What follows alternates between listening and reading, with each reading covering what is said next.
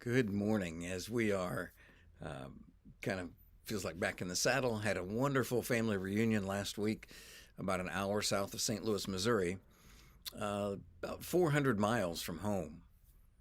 About 60 miles before we arrived, we were going on the interstate and I was driving and hit something on the highway.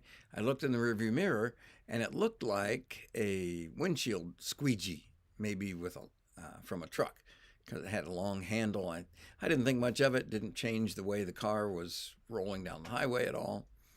Well, the next day, would have been Tuesday, I noticed that the tire pressure um, indicator on the dashboard said we only had 25 pounds of pressure, or 26 pounds of pressure in that tire, which is considerably lower than the 35 pounds it's supposed to have. About an hour later, it had 24 pounds. And I thought, this is heading the wrong direction. We found a tire shop there in town. They took it in, looked it over, and the attendant named Aiden came out and he said, you can come back and look at this, but there's a big bulge in the sidewall of your tire, and we can't fix it. Do you want to come out and look at it? And I said, no, I don't need to come out and look at it. You're the one that needs to sleep at night. And that's the idea that the Apostle Paul is addressing to the Christians in Rome, here in Romans 13:5. He says, therefore it is necessary to be in subjection, not only because of wrath, but also for conscience sake. He says the obvious punishment is given to the authorities so that they can render God's wrath to evildoers. Well, if you're not a criminal, if you're not breaking the law, then you don't need to be afraid of God's wrath through the authorities. Another benefit is you have a clean conscience. You can lay your head down at night and you don't have to worry about getting caught.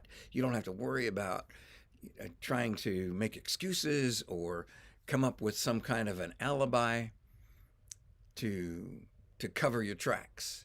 You don't need to do any of that.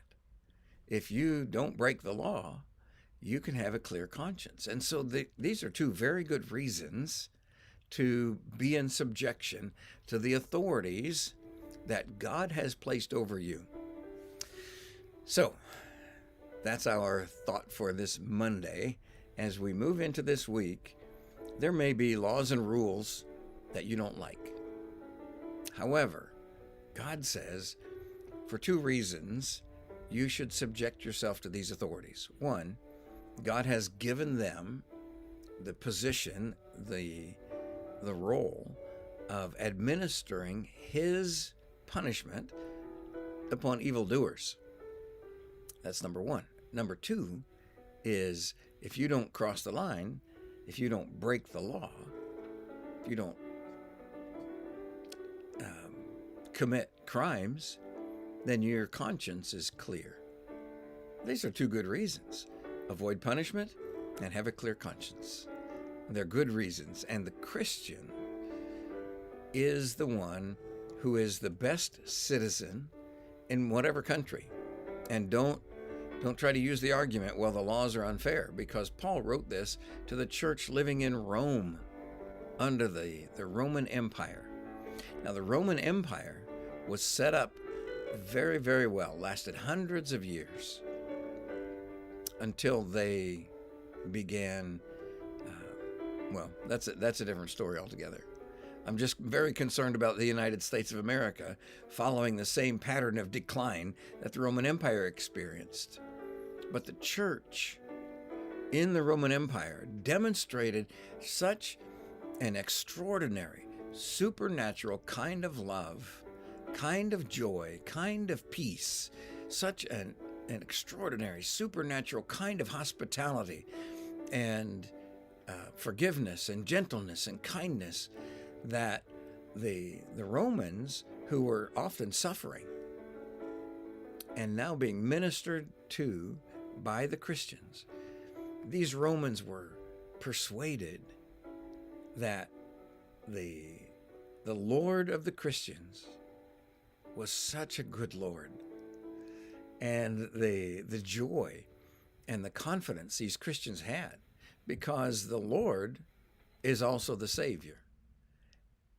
And thousands upon thousands of Romans were converted to Christ, and they became Christ followers because the Christians lived what some of us would say an unreasonable life.